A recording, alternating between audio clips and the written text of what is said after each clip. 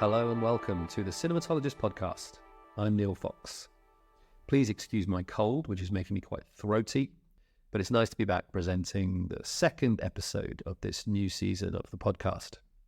Before we get into what this episode is focusing on, I did want to share a quick review, a mini review of a new documentary, Getting It Back, the story of Samande, which is a music film. And it's appropriate to be sort of sharing a little bit of thought on a documentary because today's main film under discussion shortly is a documentary as well. But I wanted to just mention having seen the Samande documentary because it's out this week.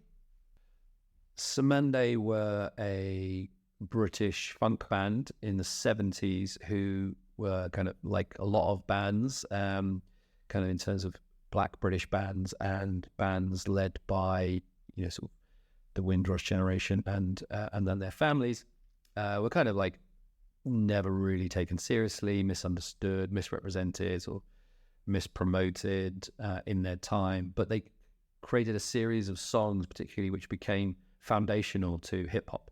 And the film tells the story of the kind of the breaks that they created and their own story as sort of human beings and as a band. It's a really solid doc. It's slick. It's got some great talking heads. It's a really fun film. It's a really sad film. The band themselves are really interesting people. The footage of them is fantastic. The archive material is great, but it's really kind of interesting in terms of how this kind of British band became so synonymous with sort of particular types of hip hop sound in the late 80s and early 90s. And there's a really lovely touch where they go over the sort of the modern people who've been influenced by the band and sort of share on the screen when they go into which is a really lovely touch, to sort of show the kind of the spread and the continuing sort of spread of their legacy, which is really lovely. The film is actually the first music film I've seen in a while since finishing my book, which is out in May the 30th, available from all good booksellers. I have sort of taken a break from watching music films, but I thought that it was about time to get back into it ahead of the release, just to kind of to familiarize myself with some of the films that have been released in that window since I finished the book and the book coming out. And there's obviously, because it's such a kind of popular form at the moment, there are loads and loads to catch up on. So I thought this would be a good place to start because it's a film that I've been sort of seeing sort of around at festivals and sort of, for a while, and the BFI are releasing it, so that's really nice. They're also releasing my book, which is also really nice. I have not been paid for this advertisement, but I thought it'd be a nice kind of ease back in because the film looked like it was going to be a very kind of solid music doc, which is exactly what it is. But yeah, it's a really good movie, and it's on the BFI player, and they sort of released it. I think it had a cinema release, a kind of short cinema release, but it's certainly on streaming platforms now and well worth checking out. And it's been nice actually to kind of get back into watching music films again. This week I've watched quite a lot actually, again all through the BFI player, because they've got quite a few on there that they've released and sort of worked on, which is really nice. But if you want to hear more about those, then maybe check out this month's newsletter, which drops tomorrow, March the 1st, where I do talk about a bit about that. And that's a good reason for you to subscribe for just £2.50 a month to our newsletter. And earlier this week, there was a bonus on Berlinale, where I talked to my friend and collaborator, Justin John Doherty, who was there and sort of gave us a little reportage from the festival, which was lovely. So yeah, check that out as well if you are a subscriber, or if you become a subscriber. So yeah, let's get into the episode without further ado. I'm putting this episode out on February the 29th, and I thought that would be apt because it's not your standard episode in the sense, I mean, it's a good conversation. It's a really great conversation with the guest. I thought really loved talking to them, but it's about a film that's not out and is not available to see. Hopefully that will not be the case for too much longer, and we talk during the conversation about it. But essentially, I'm talking today with the academic, Dr Nariman Massoumi, who goes by the name of Naz, and that's how I sort of introduced myself to him on the conversation. And he has made a film called Pouring Water on Troubled Oil, which is a incredible documentary about Dylan Thomas visiting Iran on behalf of the Anglo-Iranian Oil Company to sort of write a script for a promotional corporate film to be sort of shared back home in terms of the work that the company was doing in Iran. And the visit does not go as anyone hopes, really, in really kind of interesting ways. And Nariman's film is a kind of short documentary narrated by Michael Sheen that explores Thomas's visit, and also the kind of the larger project of the Anglo-Iranian Oil Company, which became BP, nationalization of oil in Iran, and sort of, the uprisings against sort of English involvement in the country. It's an amazing piece of archive curation and formal dexterity in terms of the way it's presented. It's a really wonderful film, and a friend has shared a link to it, which I sort of mentioned in the conversation, and mentioned that, and they said that there was, that no festivals had picked up this film, which made me really angry. And when I saw the film, I thought I'd love to talk to Naz about this, and thankfully he came on the podcast, and we had a really, really good conversation about it. So I will endeavour to keep you up to date and informed of when the film is available to view, and as Naz mentions, he's planning screenings later on in 2024. But I just felt that it was really important to talk to him about this film, because one of the things that Dario and I have talked about a lot over the years, both on the podcast and off, is like, what are we here to do? We're not really here to talk about the things that everyone else is talking about. We're not really interested in that. One of the things we want to do is use whatever platform we have, which is not insubstantial in terms of, the film community in the UK and beyond, to draw attention to work that deserves attention that is not getting it, sort of highlighting filmmakers and films where we can, to say, look over here, listen over here, there's something really interesting going on. And we believe that if you're listening to our podcast, then you want to know about that kind of work as well. So this film felt like an opportunity to be able to sit with a filmmaker and talk about their work. And even though that film is not readily available at present, the conversation itself, I think, has lots to offer in terms of documentary filmmaking, archive practice, the current kind of focus on decolonisation, and just so much other stuff. And it was just a real pleasure to talk to Naz. Had a really, really nice time. And yeah, as is evident from the fact that we've dedicated an episode to it, I really love this movie. And I hope, really, really hope that it's available to see more widely soon.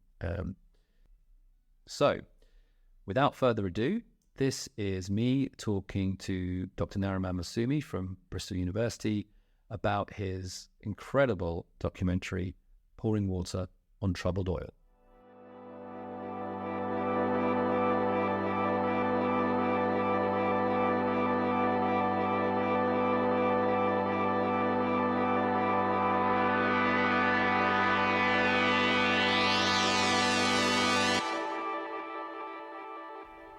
Hello, Naz. Hello. Thanks for joining us on the podcast. No, thank you for inviting me. I feel very honoured to be on this particular podcast. Thank you. So yeah, I was a friend, I think a mutual friend, Rod Stoneman, shared a link to your film, and after I told him that I'd been to the National Library in Aberystwyth and seen their Dylan Thomas in New York exhibition about his time rehearsing and putting together Under Milkwood, and then his death. So Rod was like, "Oh, you might like this," and I just thought it was I just think it's such a wonderful film. Like, I really, really love it. And rewatching it last night, I was like, this is a really, really interesting and kind of fascinating piece of work. So yeah, I'm really excited to talk to you about it. Well, I really appreciate that, and I hope that lots of people agree with you or hear this podcast and agree with you, because I'd like to find an audience for it. It took a lot of work, much longer that I expected to make the film from when I first started researching it. Well, let's start there then, because I think it's such a fascinating story in terms of like an event that happened. How did you learn about Dylan Thomas's kind of visit to Iran in the first place? Yeah, so a friend, when I was working at the BBC before I went into academia, told me about it. And I was kind of fascinated by the idea of how did Dylan Thomas end up in Iran.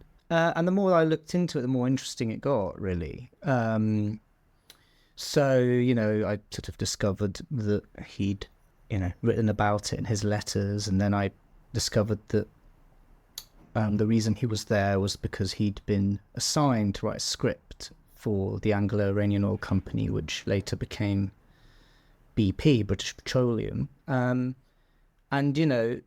what really struck me was that he was there in 1951 just as the nationalization movement was growing and Iran nationalized the Anglo-Iranian Oil Company.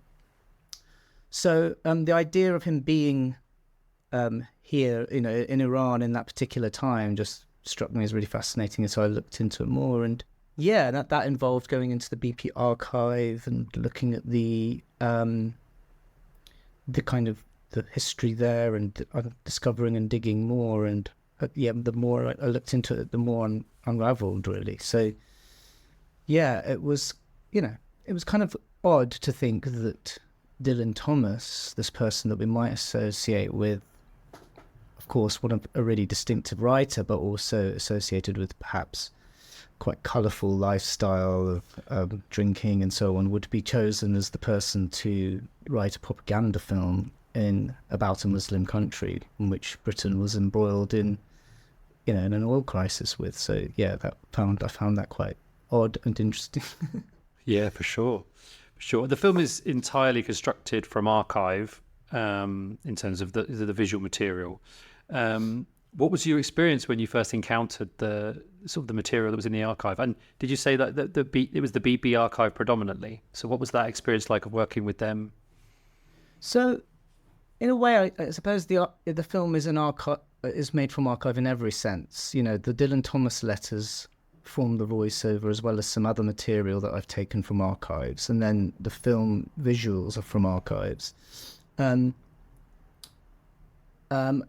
when you're saying when I encountered the archive, do you mean the BP photographic?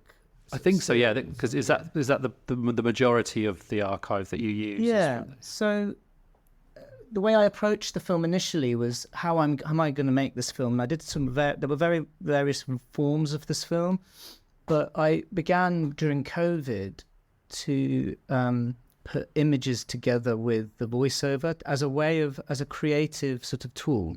So almost making a sort of storyboard. But I immediately realised that this is the way I wanted to make the film. I wanted to use images and the voiceover.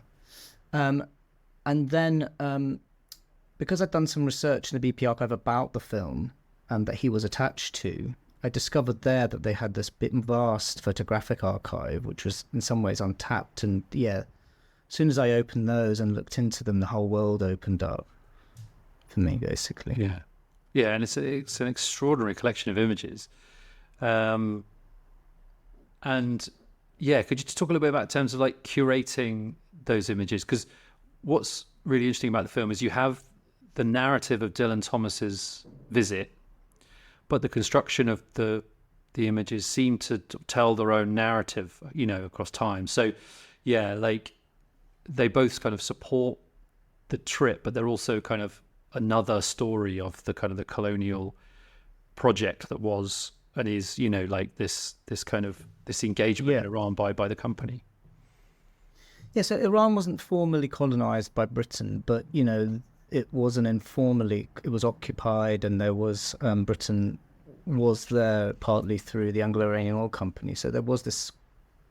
So the images themselves in the archive speak a lot to that kind of colonial encounter. Yeah, I think it took me. I think what I sort of thought about in Dylan Thomas's writing, I was really struck by his sort of lyrical, sardonic reflections on his journey through Iran, partly personal, psychological, partly political, social commentary.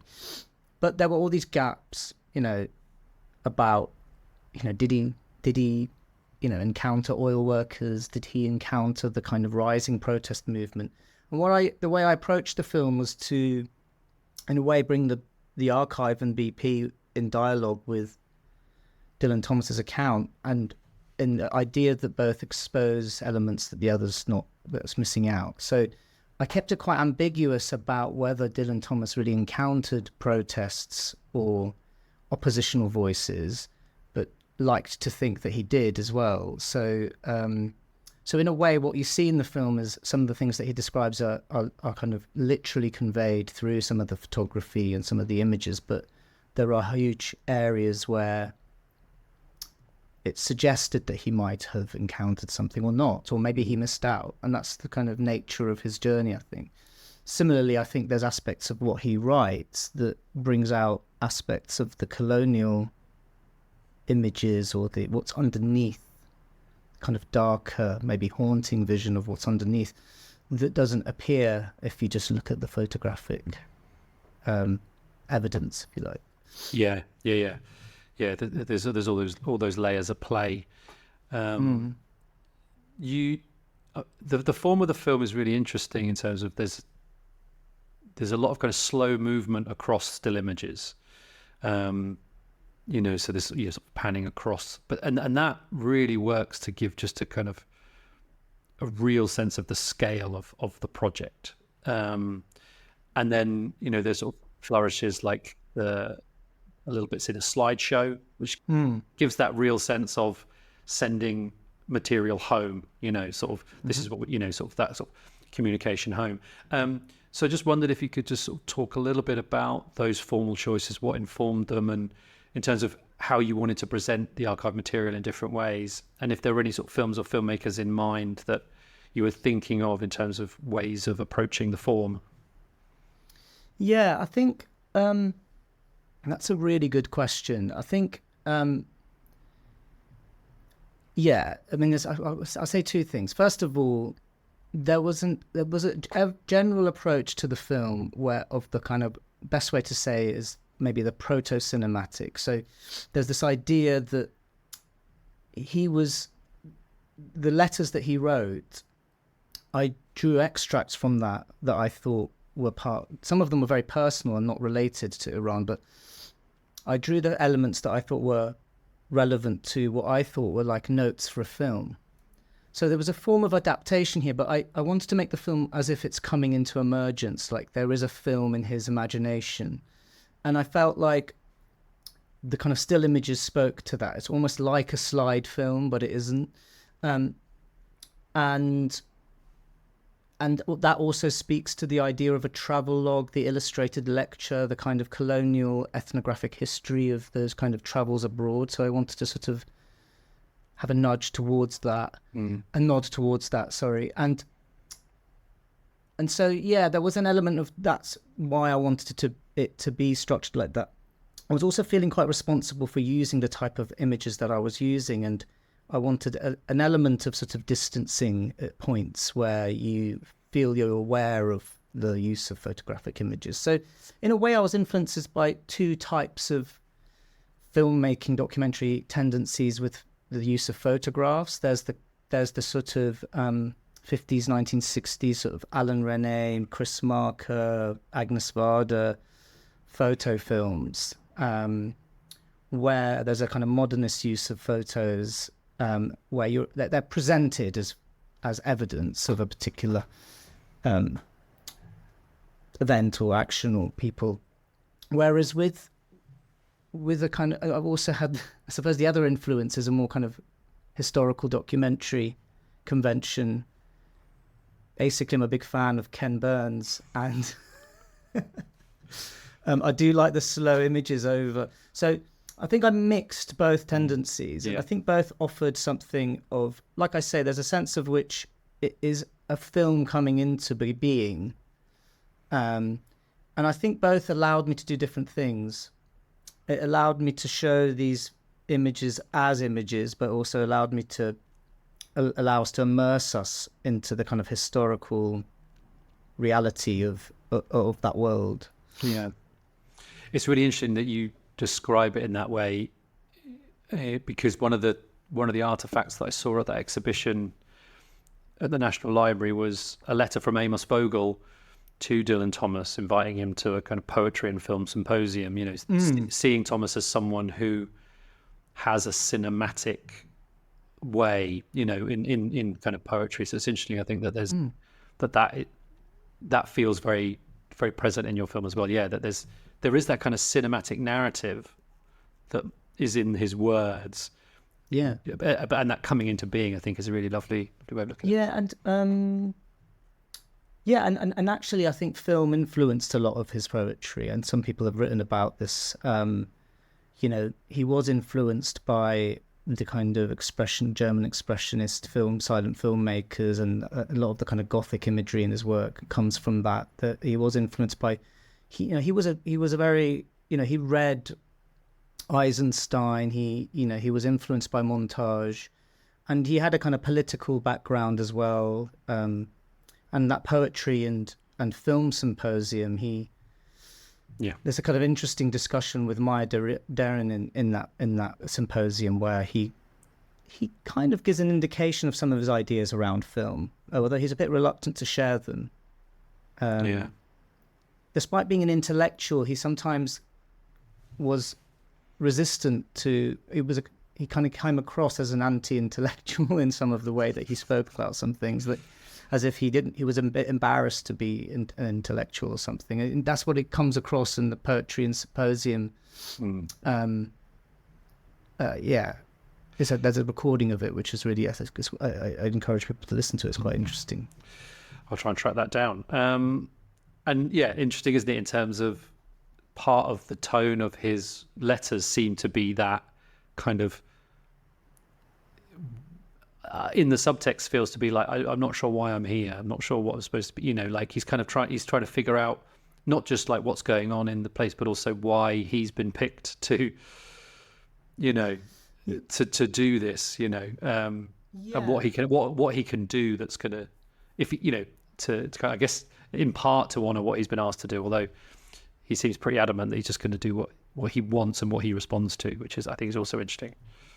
Yeah, I mean, I think one of the ways I was approaching the film is that he has a kind of inner conflict, and he is, from the demands of his particular assignment, which is a propagandist role, to what he's seeing and what his political tendencies are.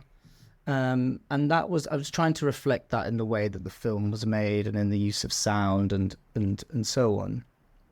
Yeah, I mean, despite what people might think, I mean, it wasn't that strange that he was chosen, because he did write something like 14. He did write the scripts for like 14 documentaries and in total 23 films. So he did a lot of film work, which is probably less known than obviously his other work. But and he was a broadcaster, radio broadcaster. So he was an experienced writer but this was the first colonial context he found himself in, and I think he was probably conflicted about that. Yeah. Well, there's lots of evidence to suggest he was conflicted about that, but he was there because he also needed the money. Of course, yeah, for sure, for sure. Well, let's talk there, because you mentioned it in terms of the sound design. I think the sound and the music is such a powerful part of the experience. And before we spoke, you sort of messaged saying that always thinking about sound. So how were you thinking about sound? What did you want it to do in terms of sort of the cinematic experience that through the film? Yeah, this is a really good question. When I first started to play around with the voiceover, with my own voice and the images, in order for it to work, I needed to lay sound, because obviously photographs don't have any sound. So you need to, just by adding sound, it adds a temporality and a spatial context. So you get off-screen space, you get depth, you get cinematic time by adding sound. But then, as I sort of, and once I edited it, I have to say, the sound designer who also is a voice actor in the film, Payam Hosseinian, he really, when he got on board, it really took the film off. And I think what the aim was really to kind of to engage with some of the kind of, on the one hand, the kind of gothic and metaphoric imagery of Dylan Thomas's prose. So there's this kind of fusing and layering of like hyenas and desert wind and industrial oil machinery, and the aim was to sort of give a slightly eerie, poetic, at times kind of humorous effect, and to really sort of engage with some of the stark contrasts that Thomas is sort of speaking to and witnessing, and what we see in the images.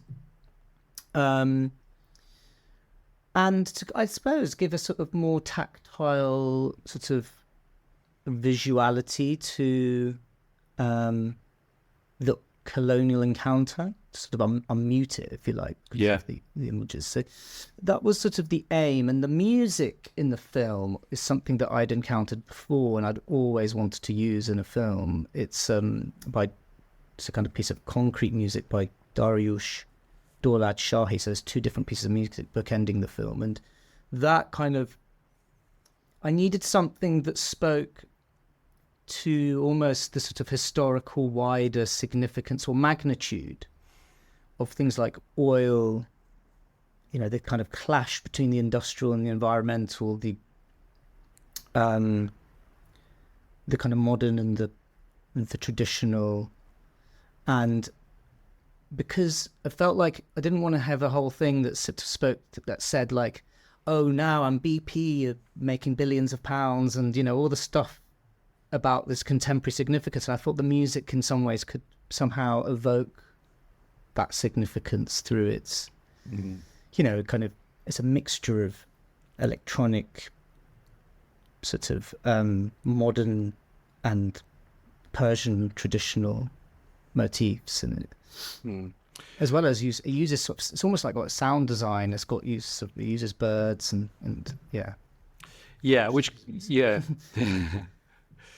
which kind of brings me to sort of the question of the now, really. You know, I think what's interesting is that the material that you share was not necessarily buried. You know, like Thomas did a broadcast from his letters. The photos themselves, I imagine, and some of the footage was popped up in the film that BP, or the Anglo-Iranian Oil Company, eventually made.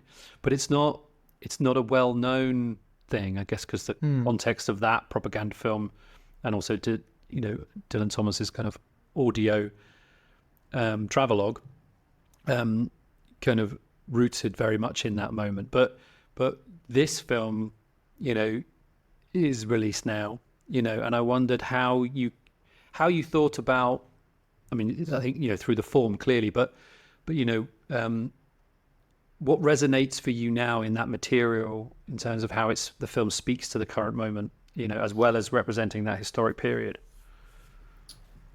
Yeah, that's a really good question. I suppose there's a more recently, particularly after the Black Lives Matter movement and the death of George Floyd, there's been a bigger focus on decolonisation and Britain's colonial legacy and so on. And there's also, obviously, with the environmental movement, a lot of focus on the destructive impact of oil companies. And so, I think to some extent the film sort of speaks to that context and places someone who might not be seen in that context. I suppose he's there accidentally to some extent, but what the film has opened up, because the film is just one part of a broader research project, and which I'm sort of developing, but one of the areas in which I think it opens up potentially, or I was hoping to open up, and I'm trying to do a bit more work around it, it requires a few more screenings, is, you know, to sort of ask about Wales's role in that history, because Britain has always seen not really. So the oil that came from Abadan, the city that Dylan Thomas visited would come 365 days a year. Every day would be shipped to South Wales, but not very far from Dylan Thomas's home, in a place, and the oil workers lived and it was refined in a place called Llandarcy, which is named after the person who got the concession for oil, William Knox Darcy, in Iran. So Wales has this broader oil history that has not really been tapped into. So I think the Dylan Thomas story can maybe open up to, there were Welsh oil workers in Iran. So I don't think we often see that history from a perspective which connects to Wales to Iran in that same way. Yeah, that's really fascinating. Because I wondered if, that's something I felt, I think, watching the film, is that there is, that conflict that Thomas has is not just as an individual, but it's subtextual. Oh, I'm going to do a shameless plug for my own work, but it does have a point.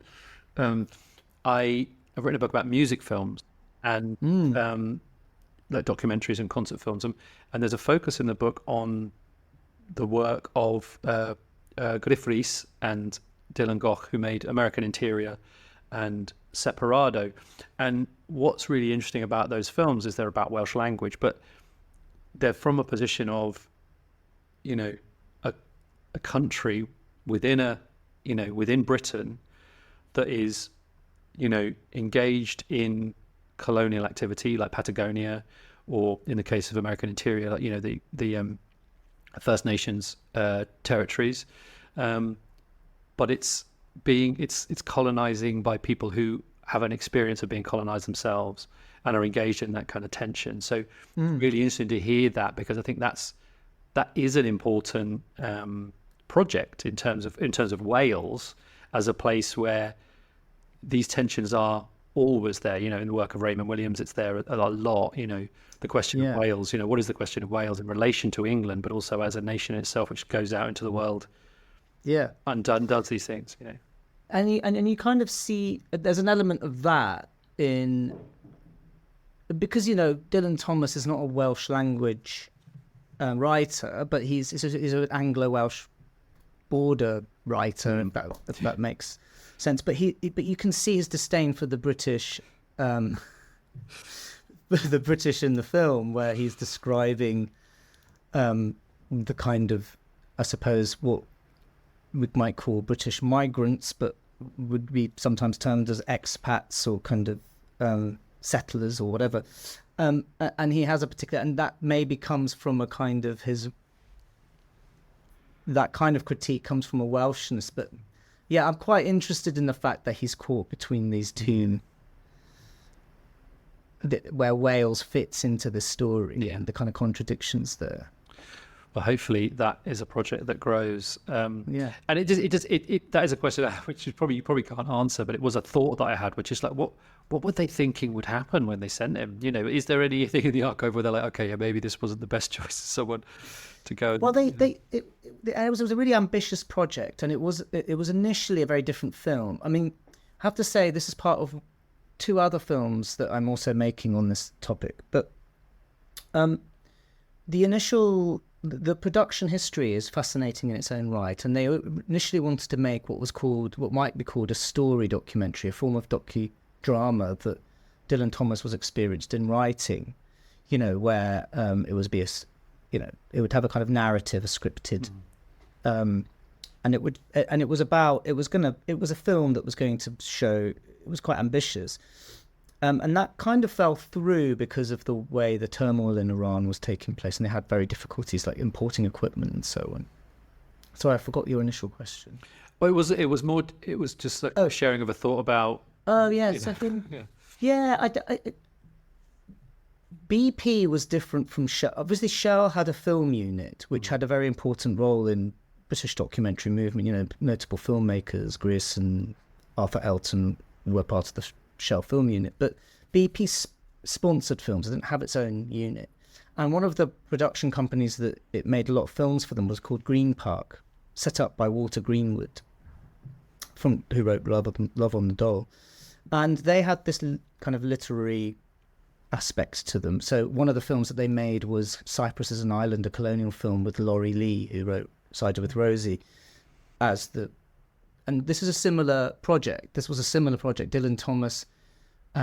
Cyprus as an Island was made by Ralph Keane, who directed the film Persian Story, which Dylan Thomas was attached to. And Ralph Keane knew Dylan Thomas well from working in Strand Films, who made a number of documentaries. So it wasn't an unlikely thing for him to be assigned to, and he did it in the kind of wartime propaganda films. But I suppose the wartime propaganda films, even though that Dylan Thomas was slightly reluctant to toe the kind of official state line or the government line around war, he was driven by a politics of anti-fascism as well. So that sort of fitted into him with him. This was driven more by so I think he was sort of driven by the fact that he had to pay the bills, and he was in a lot of debt. But I think they thought he's a great writer and he'll write this kind of beautiful piece of poetry, or he was a professional. We sort of think of Dylan Thomas as someone who's just a poet, or like I say, someone who had a colourful lifestyle. But he was a professional. He did do the job properly. That was part. He had a very strong work ethic. So I think those things came together. Yeah. But it still seems odd. Whenever I say the film's about Dylan Thomas in Iran and he was making a film for BP, everyone just goes, "What?" Yeah. But one of the things about the film is that the whole project has it's complex. It's not a simple thing. That there are different relationships between Iran and the UK that are at play in that agreement, which obviously the sort of the resistance and the protest movement is kind of working against as well. You mentioned sort of a contemporary context is a kind of like decolonisation, sort of culture that has grown sort of exponentially since Black Lives Matter, of which Bristol is kind of a UK hub, really, in terms of the focus of that for a variety of reasons. And that's where you're based. You work at Bristol University, who are a supporter of the film. So I wondered if you could just talk about how the film fits into your research, at a very kind of a question that I'm interested in, but our listeners might not be, is like, is this a research output that and would you consider yourself sort of in the practice research space, or is this, and you said about a larger project, which I'm interested in terms of what the scope of that might be, without details, in terms of a series of films. So yeah, I do. I consider myself what you might. I don't really mind the term. I think practice as research or practice research, where filmmaking is both a method and an output of the research. So usually I make the film is usually accompanied by some kind of written publication, because I think something that comes out of both, and often I feel like there's a lot of research that I can't include in the film that I want to share in some form of journal article or book chapter. And that's how I've approached, for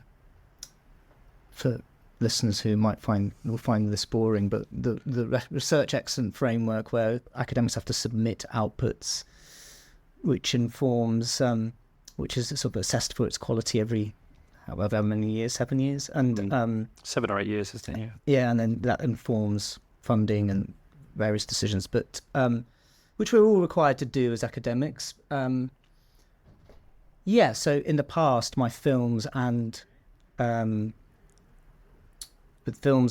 kind of publications have been my submissions or outputs for research. Yeah, and I think film or creative practice research more generally can offer knowledge outcomes or give us insights into things that I think would not be possible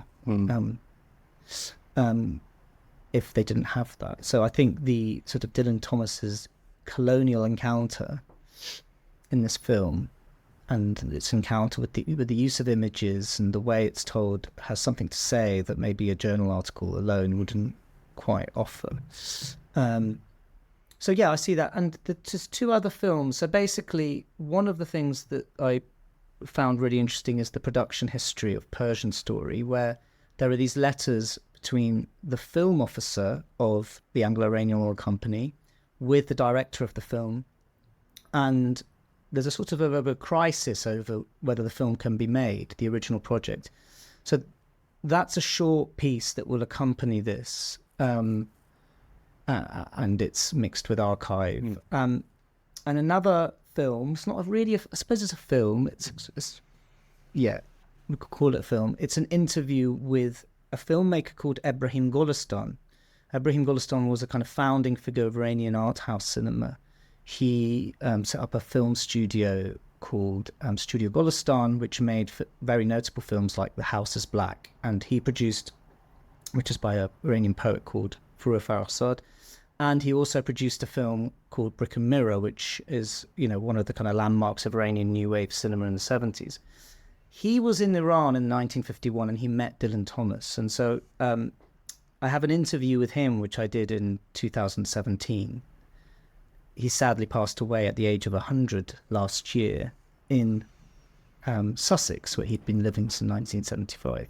So these three films, Dylan Thomas's encounter with Ebrahim Golestan, the kind of the film Pouring Water Over Troubled Oil, the Dylan Thomas journey, and this other film on Persian Story's production history, are kind of a micro history, I suppose, that combined together tell us something about the British-Iranian oil encounter. Yeah, and it is interesting, isn't it, in terms of, it's great that that work is seen more and more, or increasingly, as valid research on its own terms, but it also has that potential to do that very attractive work of impact and dissemination outside of, you know, so it's not just in a paywall journal article.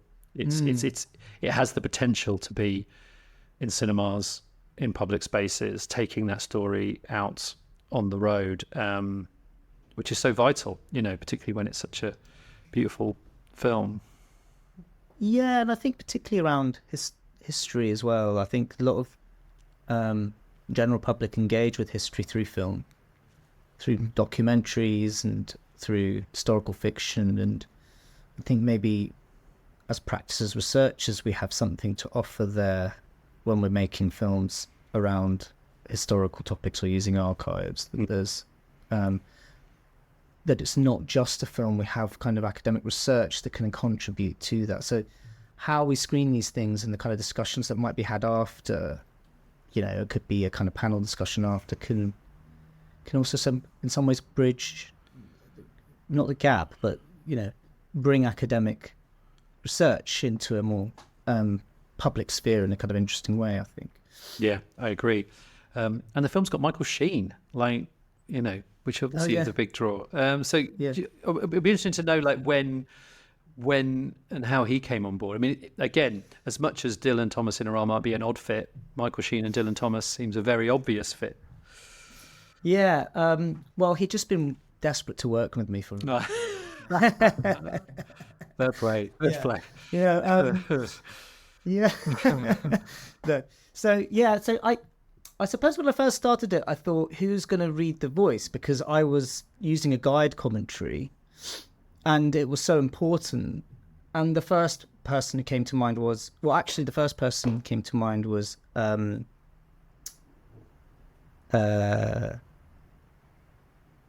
I forget his name.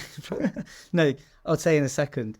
But yeah, the first person who came to mind was Michael Sheen, in a sense, because I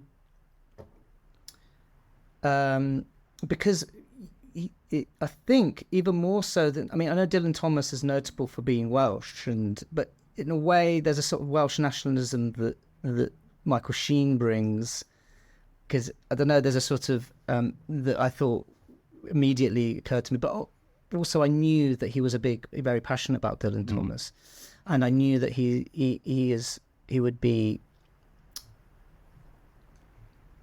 be interested in the political themes, of Iran and oil and so on, and he didn't live very far. He was from Port Talbot, which was really around the corner from the oil refinery in Khandasi. So he just seemed perfect in terms of all these different reasons, and I knew that he would just do an amazing job in terms of his delivery.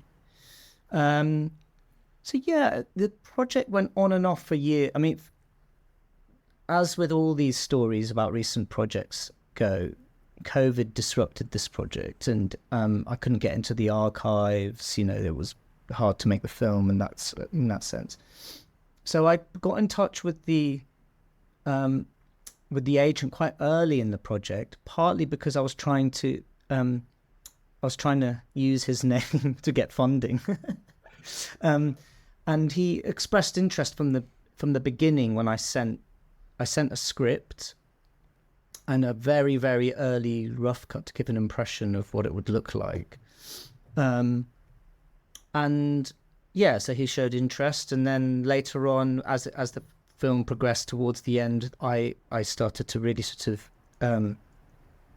say to the agent, like, this film has got to be finished soon, so I need a date and a time, and this is what I'm offering, and yeah, so I went to Wales and we recorded it, and he was a really amazing person to collaborate with. I was a bit nervous in directing him because, but he was very, very open, very interested in the project. He responded really well to what I was asking for. And we didn't take, I knew it wouldn't take him very long for us to record. We didn't need much time, maybe a couple of hours it was. But we started by trying a few things. And then once we got what we wanted and we thought worked well, we then went with it. And he just, he was, I think he did. I think he understood what was going on. I was trying to get him to sort of not do an impression of Dylan Thomas, but really speak to both the sort of personal and public address of the commentary, because it is a personal and intimate kind of inner piece of writing, but it's also one that it's, because it incorporates elements of what he then later included into a radio broadcast on Persian oil.